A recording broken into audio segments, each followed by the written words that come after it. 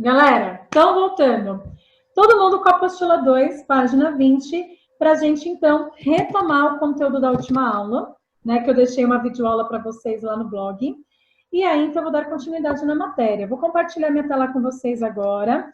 É a mesma tela da apostila, tá? Então, a apostila, vocês tanto têm opção de pegar a apostila e acompanhar, ou acessar, né, o site do Uno e acompanhar a apostila junto, tá bom?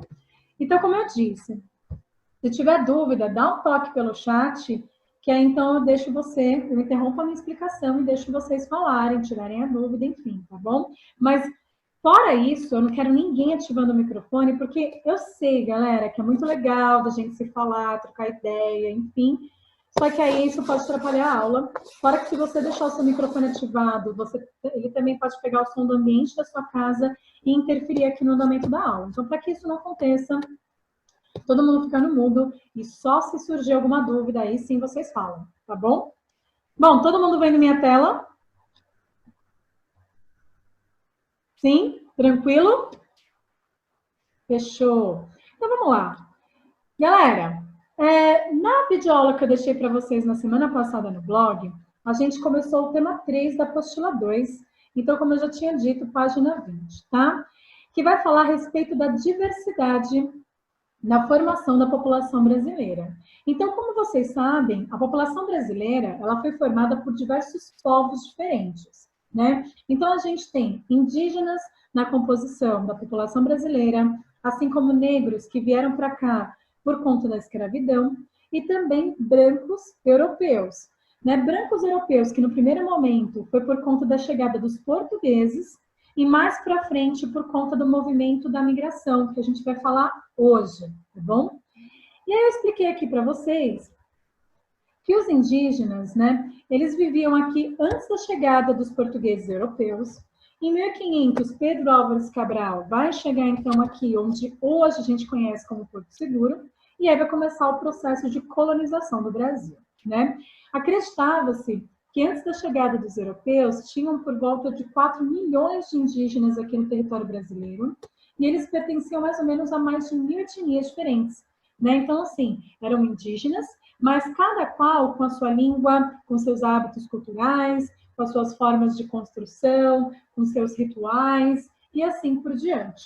Tudo bem? Bom, já no primeiro contato dos portugueses com os indígenas, os portugueses eles acabaram trazendo uma série de doenças que os indígenas nunca tinham tido contato e que por isso eles nunca tinham desenvolvido anticorpos, como por exemplo a gripe, né? Uma doença que na Europa existia, mas que os indígenas nunca tinham tido contato.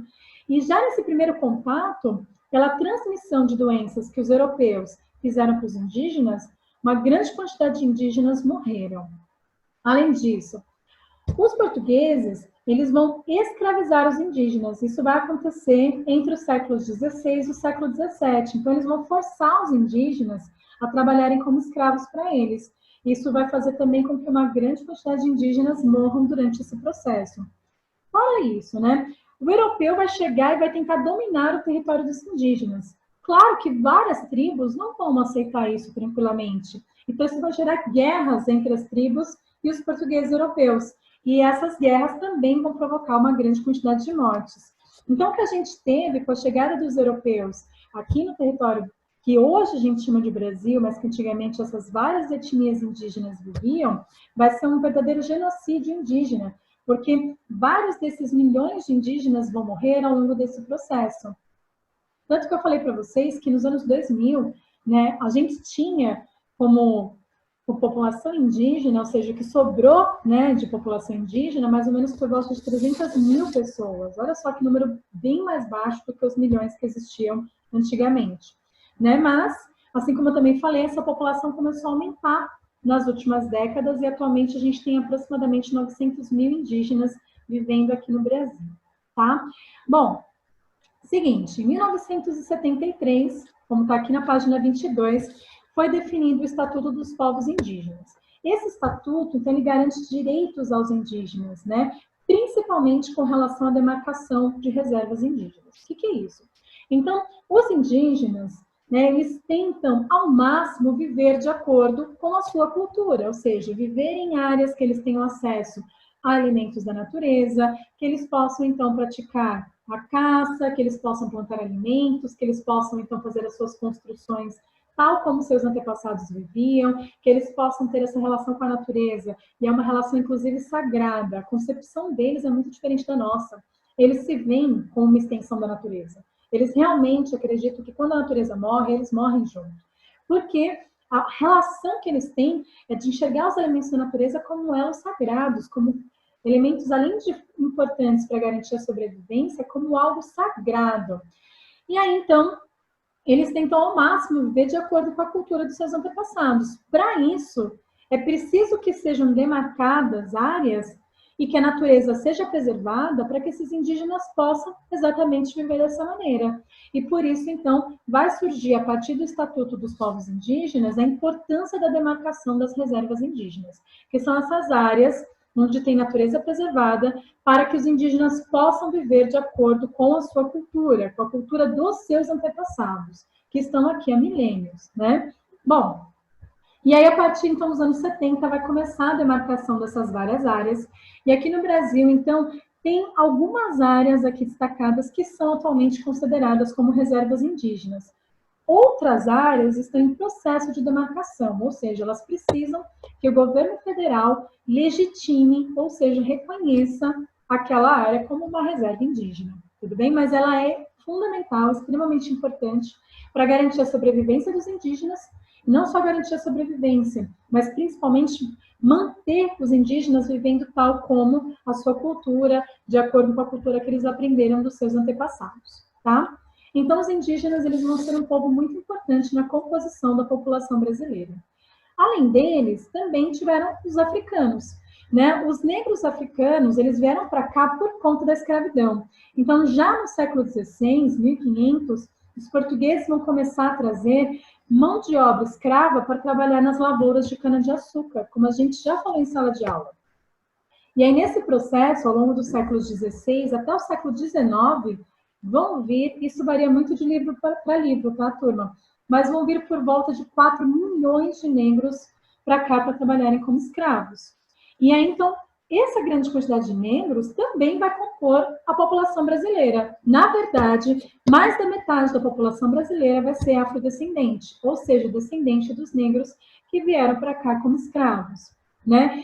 E os negros, eles vão ter uma importância muito grande, além da composição da população brasileira, também na composição da cultura, né, da população brasileira. Então, várias foram as influências que os negros, né, escravizados fizeram com relação a hábitos alimentares, a palavras do idioma do português, né, assim como também danças, músicas, religiosidades e afins, que foi tudo que eu citei na nossa videoaula da semana passada. Então, os negros, eles influenciaram em pratos típicos, como, por exemplo, o frango com quiabo, o próprio acarajé, o vatapá, assim como também, né, por meio da música, a percussão vai ser algo que os negros vão trazer muito forte, né, que isso era muito feito lá na África, e eles vão trazer esses elementos que vai agregar muito na riqueza, por exemplo, da música brasileira, assim como também nos estilos de dança e também na religiosidade, né? Eu falei para vocês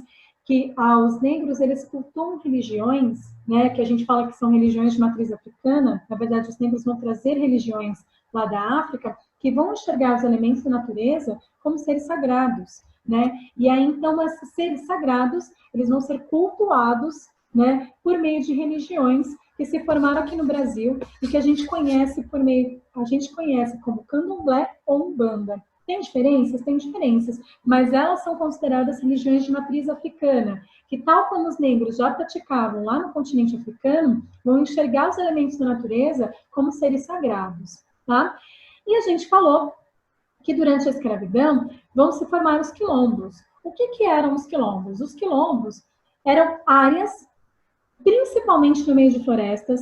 Pensa, tem que ser uma área muito de difícil acesso, né? Então, eram áreas, né, principalmente em meio de florestas, em lugares muito, muito difíceis, né, para acessar, em que os negros escravizados fugiam dos seus senhores para poder parar de sofrer maus tratos, castigos físicos, né? Porque os negros, eles, né? Vocês já estudaram história, se não estudaram, vão estudar. Eles recebiam chibatadas, eles Nossa, várias eram as práticas de tortura. A gente pode até falar dessa maneira que os seus donos, os seus senhores faziam com relação a eles, né? Deixar sem comer, colocar uma bola de ferro e fazer aquele negro ficar arrastando isso, colocar uma máscara, por exemplo, onde só tinha 2 buracos para ele respirar, queimar com ferro quente para deixar uma marca na pele, enfim, eu não vou nem entrar em detalhes maiores sobre isso, mas para parar de sofrer tudo isso, então, e essa vida de escravidão, vários fugiam e iam se abrigar nesses quilombos. Esses antigos quilombos, eles deram origem às atuais comunidades quilombolas.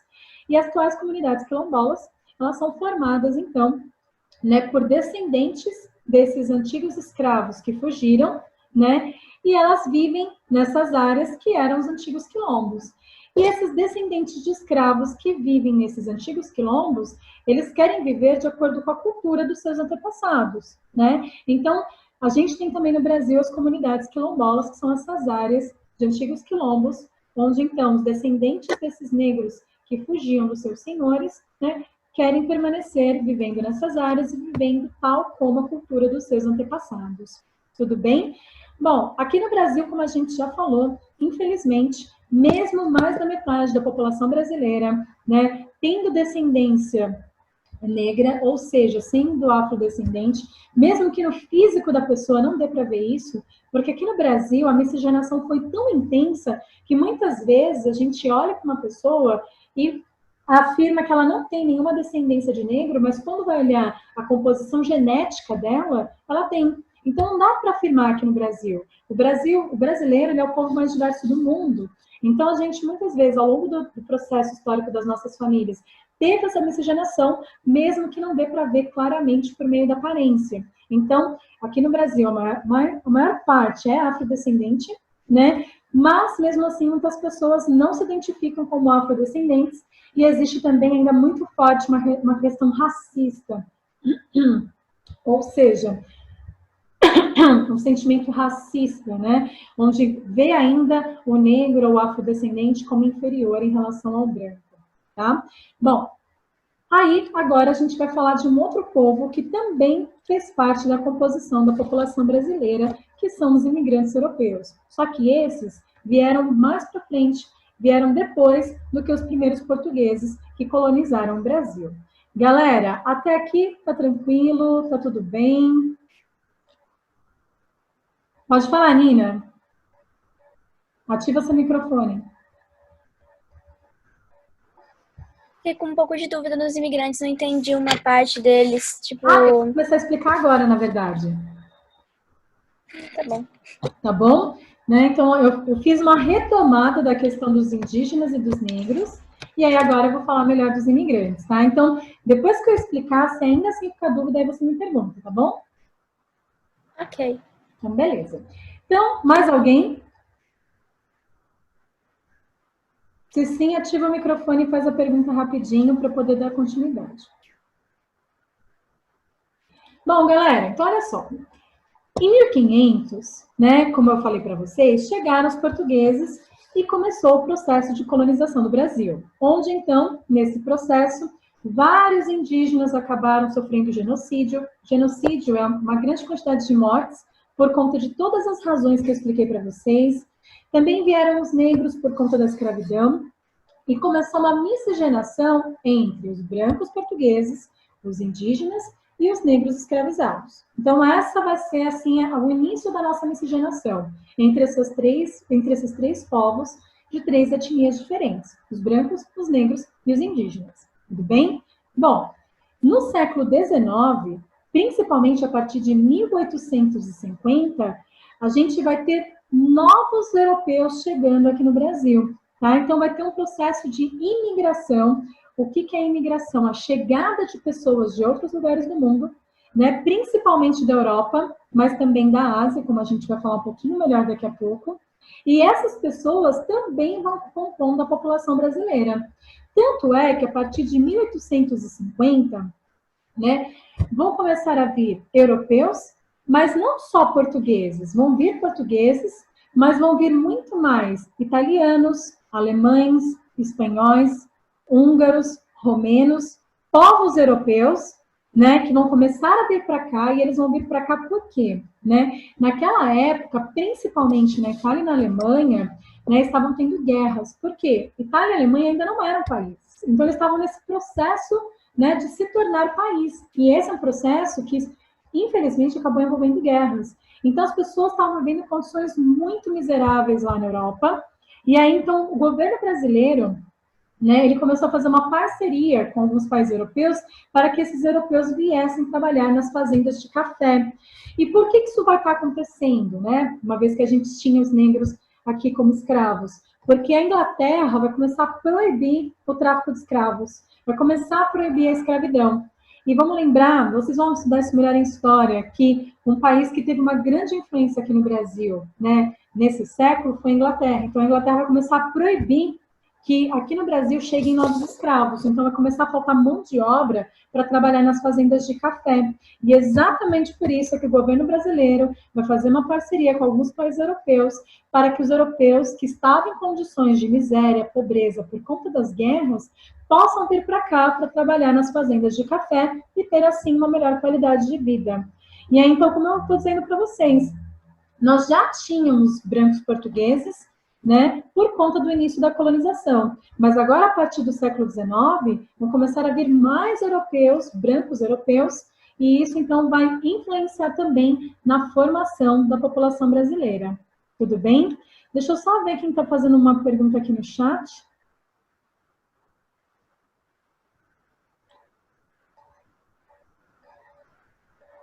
Gente, sobre o chat, né? Vamos evitar de fazer gracinha agora, porque aí parece que é dúvida e não é, tá bom? Então, vamos lá. Continuando. Bom, galera, e aí o que acontece, né? Então, a partir de 1850 vão vir esses outros europeus, principalmente italianos, alemães, assim como também espanhóis e outros povos, e já no final do século XIX, início do século XX, 1900 e pouco, vão vir asiáticos. E asiáticos, na verdade, a Ásia é muito grande. Quais povos da Ásia? Vão vir sírios, libaneses, ou seja, árabes. Vão vir também com o tempo japoneses. Os japoneses começam a chegar aqui no Brasil por volta de 1906, né? E isso também vai compondo aí a população brasileira. Então, a gente começa a ter a chegada de vários imigrantes que vão ser importantes no processo de formação da população brasileira a partir, então, da segunda metade do século XIX, 1850, e isso vai continuar 1850, 60, 70, 80, 90, 1900, e em 1900 isso continua acontecendo até mais ou menos 1930. Tanto é que eu tenho certeza que vários de vocês são descendentes de europeus, e europeus que vieram principalmente durante esse período, né, que são italianos, alemães, entre outros, certo? E então isso reflete exatamente esse processo de formação brasileira, onde nós fazemos parte dessa história toda, onde as nossas famílias fazem parte desse processo todo. Tudo bem? Bom, sobre migração, a gente precisa aprender alguns conceitos muito importantes. Então, é o seguinte, o que é migração? Migração é quando um grupo de pessoas, um grande grupo de pessoas, se muda de uma área para outra. Tudo bem? Então, por exemplo, quando então milhões de pessoas, né, ou milhares ou milhões de pessoas saem de um país e vão para outro, então a gente tem uma migração acontecendo e com isso um fluxo migratório, né? Pessoas que estão saindo de um local e indo morar numa outra área. Isso é um movimento migratório, quando essas pessoas estão saindo de um local e indo para outro. Uma grande quantidade de pessoas. Tudo bem? Legal. As pessoas que estão saindo, né, de um local de origem, elas estão realizando a emigração. Então, emigração é quando um grupo de pessoas está saindo de uma área para viver em outra, né? Então, por exemplo, né, é o caso dos europeus que eu estou falando. A partir de 1850, vários europeus, italianos, alemães começaram a fazer a emigração, ou seja, saírem dos seus países de origem para se mudar para uma nova área, né, que no caso é o Brasil. Então, eles fizeram um movimento de emigração, uma saída. Para associar fácil, emigração começa com a letra E, que vocês podem associar também com a palavra êxodo, porque êxodo começa também com E, e êxodo quer dizer saída. Então, essas pessoas estão saindo do seu local de origem. E quem sai, chega a um lugar. né? E a partir do momento que essas pessoas chegam numa nova área para poder viver, para poder morar, elas estão fazendo a imigração. No caso, então, a chegada desse grupo de pessoas que vão se fixar e vão morar nesse novo território. Voltando ao exemplo dos europeus. Então, quando os italianos e os alemães saíam da Europa, eles faziam uma emigração, e a partir do momento que eles chegavam aqui no Brasil e vieram para poder morar aqui nesse território, eles realizaram uma imigração, que é a chegada desse grande grupo de pessoas. Esse movimento de saída e de chegada desse grande grupo de pessoas é um movimento migratório, também conhecido como fluxo migratório. Tudo bem? Tá claro até aqui, turma? Esses são conceitos que precisam ficar muito claro para vocês, porque futuramente a gente vai estudar, só que não só no Brasil, a gente vai estudar na América, depois outros continentes, assim como o mundo todo, tá bom? Bom, continuando. A gente tem também dois tipos de migração, tá? Migração externa e migração interna. Externa é a migração realizada entre países, então de um país para o outro. Voltando ao exemplo, então, dos europeus que eu estava falando para vocês. Os italianos e alemães, conforme, então, eles vieram para o Brasil, eles fizeram emigração, a partir do momento que eles saíram de lá. Quando eles chegaram no Brasil, eles fizeram uma imigração. Esse movimento é um movimento migratório, tá? E também eles fizeram uma migração externa. Externa porque eles mudaram de um país para o outro, de um continente para outro, inclusive, tá? Mas a migração, ela também pode acontecer dentro de um mesmo país, que é quando as pessoas se mudam de cidades, de estados, né, dentro de um mesmo país, né? Então, por exemplo, aqui no Brasil, a gente tem pessoas que mudam do interior para a cidade de São Paulo, né? Ou tem pessoas, por exemplo, que vêm de outros estados para viver em São Paulo. Então, essas migrações, elas são todas feitas dentro do mesmo país. Sendo assim, a gente fala que elas são migrações internas, porque elas aconteceram dentro do mesmo país. Tudo bem? Dentre as migrações internas, nós temos dois tipos de migração. Como assim? Nós temos as migrações interregionais e as intrarregionais, como vocês podem ver aqui, ó. Interregionais. Inter quer dizer entre. Então, quer dizer que vai ser uma migração entre regiões, ou seja, entre estados de diferentes regiões brasileiras. Voltando ao meu exemplo. Quando, então, uma pessoa que vem do Nordeste, pegar um exemplo, Pernambuco, se muda para São Paulo, ela está fazendo uma migração interna e, além disso, uma migração interregional, ou seja, entre diferentes regiões brasileiras, certo? Mas as pessoas, elas também podem se mudar, né, de cidade, de estado, dentro de uma mesma região. Então, por exemplo, vamos imaginar que amanhã eu me mudo para o Rio de Janeiro, tá? Tô indo embora para o Rio de Janeiro. Tá, Rio de Janeiro ele é um estado que faz parte da região sudeste, assim como São Paulo também faz. Então, é uma migração que vai acontecer internamente, ou seja, dentro do Brasil e dentro de uma mesma região, certo? Entre os estados de São Paulo e Rio de Janeiro. Quando isso acontece, é uma migração intra-regional. Intra quer dizer dentro. Dentro de uma mesma região. Tudo bem até aqui? Tá claro, galera? Me dê um okzinho, então, se tá tudo certo para todo mundo. Se algo não ficou claro, aproveita e liga o microfone para perguntar agora. Bom, acho que tá tudo bem, né? Então, eu vou continuar essa matéria. Seguinte, aqui no Brasil, como eu disse para vocês, então, a partir de 1850, muitos europeus vieram para cá, né? Então, europeus como italianos, alemães, espanhóis, tiveram também outros como holandeses, húngaros, romenos, mas enfim, né, começa a ter uma migração europeia intensa a partir de 1850. Um pouco depois começam a vir os asiáticos, né? E dentre os asiáticos, como eu disse para vocês, árabes, sírios, libaneses, e no início do século XX vão começar a vir japoneses, tá? Tanto é que eu tenho certeza que alguns de vocês são descendentes de japoneses, né? E eles começam a vir para o Brasil no começo do século XX, tudo bem? Mas o que a gente tem tido também nos últimos anos? Migração, né, de outros povos de outros países em direção ao Brasil. Então, a gente tem tido uma migração bastante intensa nos últimos anos de bolivianos, peruanos, nigerianos, haitianos em direção ao Brasil, né? E observem, todos esses países que eu estou falando são países subdesenvolvidos. As pessoas, em geral, elas migram por quê? As pessoas migram por várias razões, mas principalmente em busca de uma melhor condição de vida. Ou seja, elas migram em busca de melhores trabalhos, trabalhos que paguem melhor, assim como também que elas consigam ter melhor acesso à moradia, à alimentação, à saúde, à educação, à segurança. Então, dentre a maior parte dos migrantes do mundo, porque a migração é um processo que sempre aconteceu e sempre vai acontecer, tá, galera? Enquanto o mundo tiver desigualdade, as pessoas vão migrar, porque as pessoas querem viver melhor. E aí o que acontece? O que mais faz as pessoas migrarem de uma área para outra, né? Seja uma migração interna ou externa, é a busca de uma melhor condição de vida. Mas muitas vezes também a migração acontece porque as pessoas querem melhorar a sua condição de vida e porque nos seus territórios, nos seus países de origem, estão acontecendo guerras, né, como é o caso da Síria. Nos últimos anos, a gente tem tido uma grande quantidade de sírios vindo para o Brasil, porque, infelizmente, a Síria tem passado por uma guerra há mais de 8 anos. Né? E nesse processo, milhões de pessoas já morreram.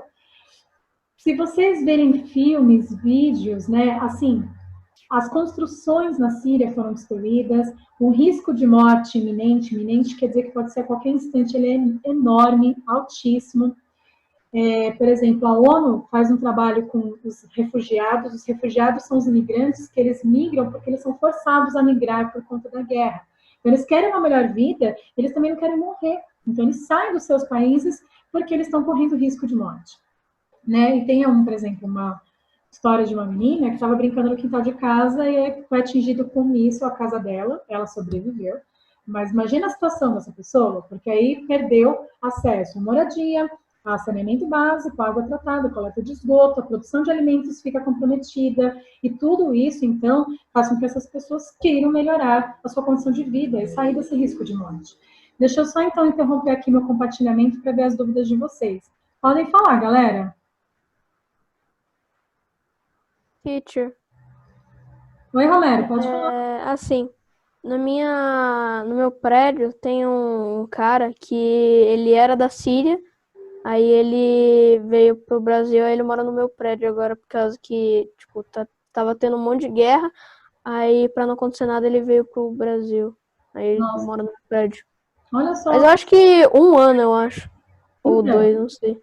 A guerra da Síria, ela começa mais ou menos em 2012, e é uma guerra que ainda não acabou, gente. Ela ainda continua. Olha que triste. E que bom que essa família, né, essa pessoa que está morando no seu prédio, conseguiu ter condições financeiras para migrar para o Brasil e morar num local bacana. Mas você tem milhões de pessoas, eu estou falando de aproximadamente 60 milhões de pessoas que fazem a saída da Síria a pé, galera, porque não tem outro meio de sair do Brasil e sair dessa condição.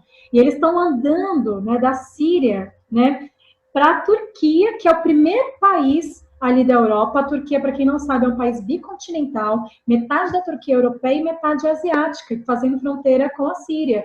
Eles andam, atravessam a Turquia para chegar na Europa, para conseguir, então, se refugiar, parar de morrer, né, por conta desses ataques que infelizmente acontecem, e também para ter acesso a melhores trabalhos, a melhor salário, a melhor condição de vida. Olha só, que situação, né, pessoal? É muito complicado essa questão dos refugiados da Síria no mundo, e o Brasil é um país que tem recebido muitos sírios por isso, né? Como eu estou dizendo para vocês.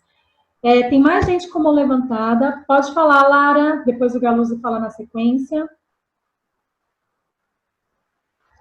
Essa guerra. Lara, eu não estou te ouvindo. Fala mais alto. Não estou te ouvindo ainda. Calma.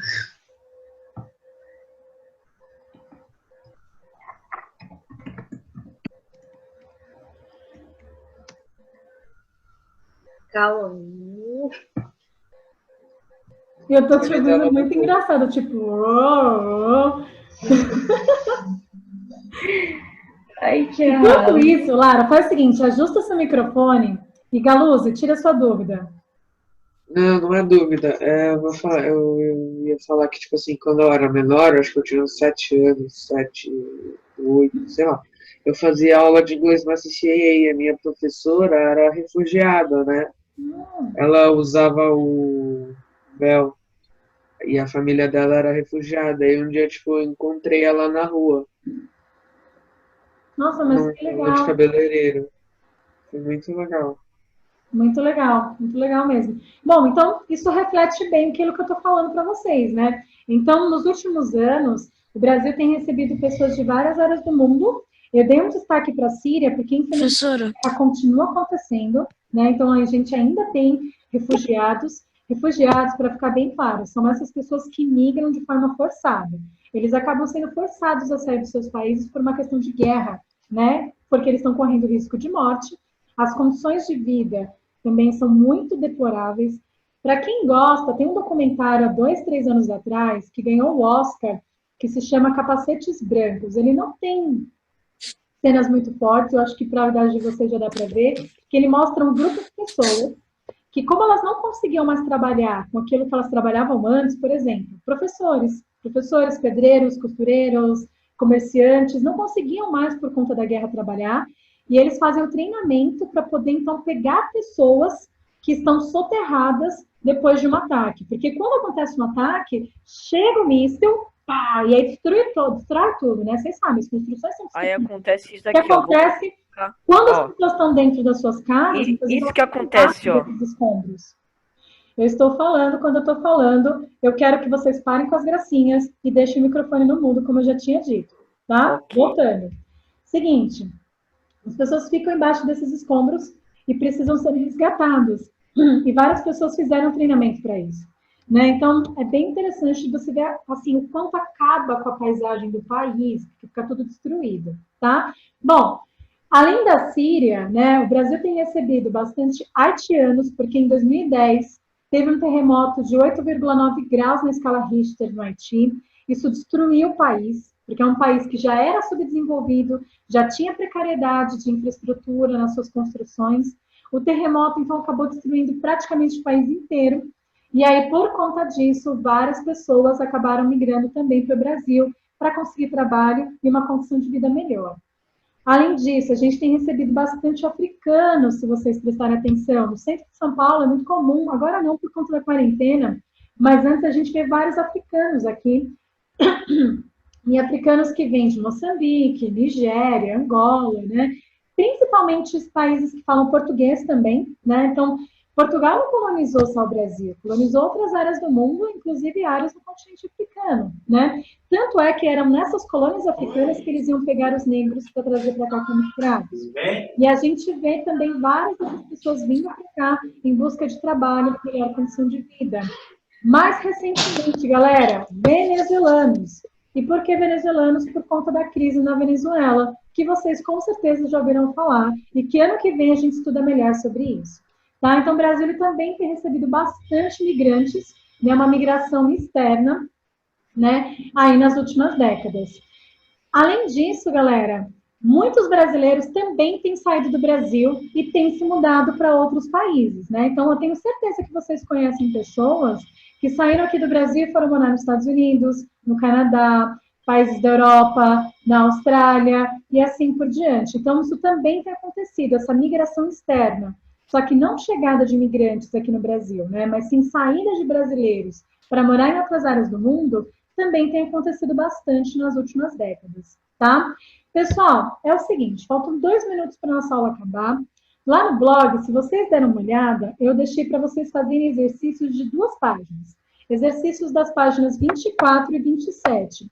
Da página 27, não façam hoje, porque eu não cheguei nessa parte da explicação, tá? Tá faltando falar de migrações internas aqui dentro do Brasil.